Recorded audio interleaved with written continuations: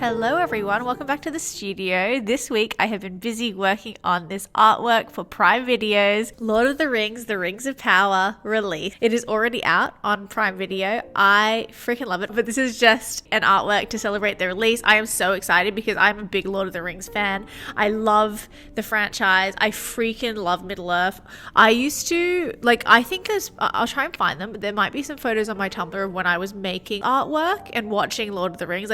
I'm a big Lord of the Rings fan, so I was so excited when they reached out to us because I was going to watch the series anyway. So now to be able to watch it with the intent of making something out of it, I was very excited. So here I am doing the sketches. I was doing some final tweaks, and now I am just lightboxing it onto my paper. We're going to start with the wash as per usual. In this piece isn't directly inspired by like one frame. There is like a scene where there's a shooting star.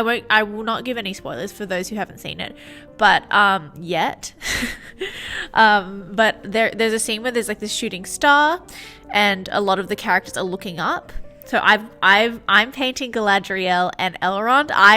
I'm excited about the inclusion of these characters because I want to see what they were like when they were young, because those two characters are in the Lord of the Rings original movie franchise. So I'm really excited to see who they were when they were young, because we only really saw them as kind of like extras in Lord of the Rings. Also in the original Lord of the Rings, they're both played by Australians, so that's interesting that I've chosen them. But I'm really, really excited to see those characters fleshed out and see who they were like 1,000 years ago. I think this is set 1,000 years before Lord of the Rings. So there's a lot of room for like fleshing out the beginning of things. I'm sure we're going to see like the forging of the rings. I'm so excited. Anyway, I don't want to give anything away. I've already seen 2 episodes. I'm going to watch the 3rd one tonight. I'm so excited. I really want to binge the whole series. It's very frustrating for me as someone that's a binger or a binge watcher, but I love it. I genuinely love it so much. So I'm just really freaking excited. And also the production quality, obviously.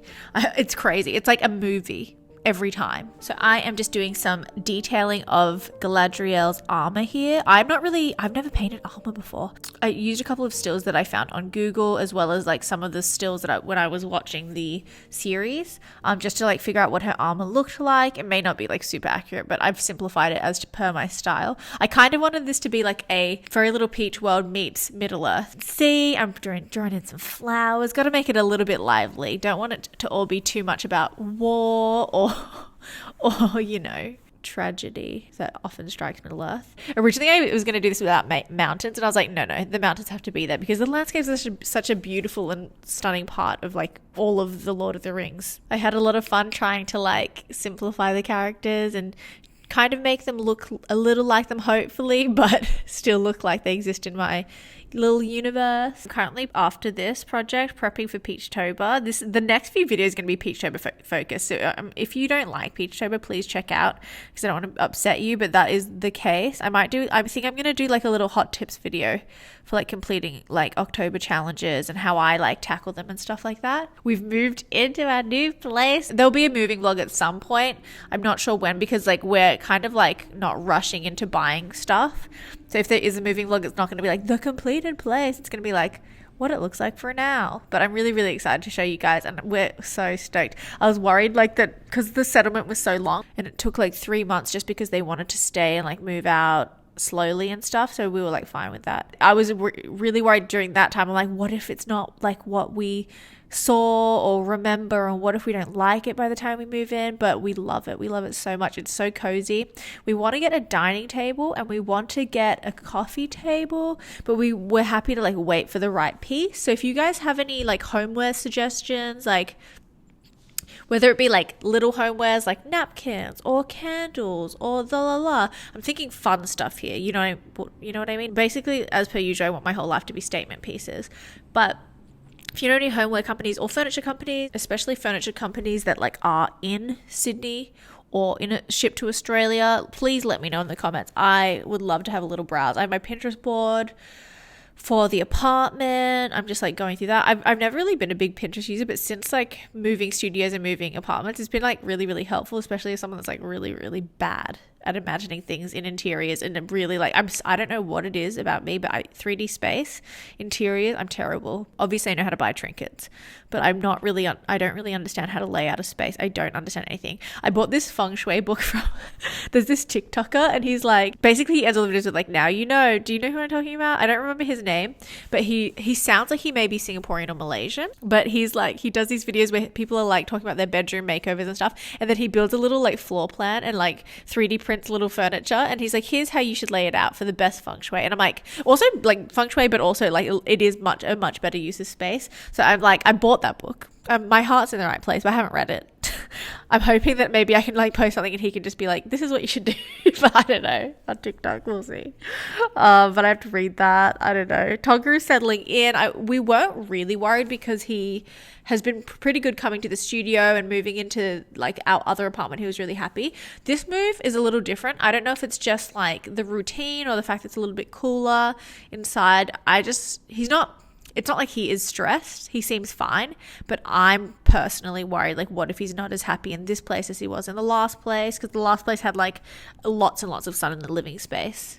I think he's still getting used to our routine, and I haven't been able to bring him to the studio because when I paint, I can't bring him to the studio because otherwise he'll sit on me or sit on my painting or knock paint water over. He's just like wants to be on the table. But yeah, so once we start bringing him to the studio, he has more of a routine. It should be okay. Oh my god, today he like ran out the door when we were leaving. It was like, this is the first time he's ever done this in his whole life. I think he wanted to go outside, maybe because like he heard the birds, or like, I don't know. This is why I'm like, does he like this apartment or not? Anyway, he ran outside and I was like, oh my god, I turned around to get treats. Rocket was outside. We're like, are you hungry? Are you hungry? If we say, are you hungry? He's always like responsive. He's always responsive because he's always hungry. So it's so funny, but we obviously got him in the end. Like, otherwise I would be crying. I wouldn't even be here. I'd be out searching for Tonka. I got him in the end, thankfully, because I don't know what I'd do if he ran away. Luckily, like, our apartment, I don't know if you haven't seen it yet, unless you're on like my Be Real or like maybe on my personal, I don't know. But there's like a shared outside area and it's surrounded by hedges. So there's only like one gate at the front that he can really get onto the street for. So I'm not super worried, especially because he's in the back. But dang, I'm like, oh, does this boy not like this place? Obviously, I'm not going to have to, like, we're not moving anytime soon. So it will be like just a matter of getting him used to it, which is fine. And I'm sure once we start bringing him to the studio, he'll be happier because he just wants to be with us. But yeah, oh my God, look at these clouds. Oh, okay, so these clouds, at first I made them like purple, but then I thought the whole piece was too dark, so I had to just fully redo them in this orange palette, which in the end I think it looks really good with the stars. And then I went over the darker sky to kind of like create like a glow around the shooting star. I wanted that to be like the only white thing in the painting. Oh, I'd love drawing flowers. Maybe I should just do a field full of flowers. For some reason I can do this like green. I love the patchiness and the painterliness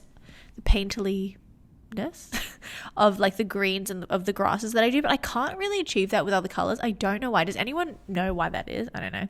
Anyway, guys, this is the final image. I'm super happy with it. I hope you enjoyed watching me paint it. I had a great time, and thank you so much to Prime Video for sponsoring this video. Everyone go watch The Rings of Power. It is so good. You won't be disappointed. It's just so visually stimulating. It's so cool to see all the different characters on their journeys and see like kind of like a backstory to The Lord of the Rings. I freaking love it. Okay, anyway, goodbye. I'll see you very soon with another video. And I have released Peachtober, so go check that out too. Bye.